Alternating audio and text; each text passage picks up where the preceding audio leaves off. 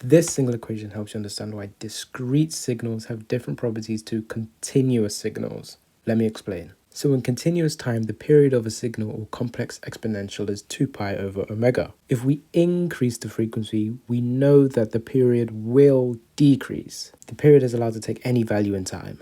Cool. So far, so good. But before we move on, here's a quick question. What is your current definition of a period? Because this will determine whether or not you understand discrete signals. Maybe you said it's the time for one complete cycle of a signal? Here's the thing.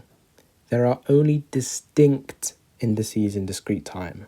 And so a sinusoid or complex exponential with a specific frequency may never line up at a specific time index in one complete cycle, therefore would have no period.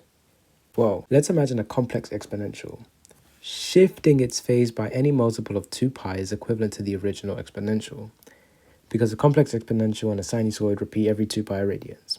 In the discrete world, angular frequency isn't given by radians per second, but given by radians per discrete sample. Therefore, multiplying by some integer constant would also give us phase shift. We call this integer constant capital N by convention, and it represents the number of indexes in time the signal runs through. Similar to how omega t equals phase in continuous time, omega multiplied by capital N is equal to phase in discrete time. That phase shift must be equal to some integer multiple of 2 pi, the angle at which a cycle repeats itself. Again, by convention, we name this integer k.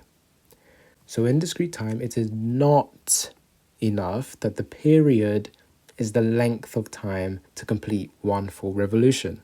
It needs to do so using only the finite time indexes it's given.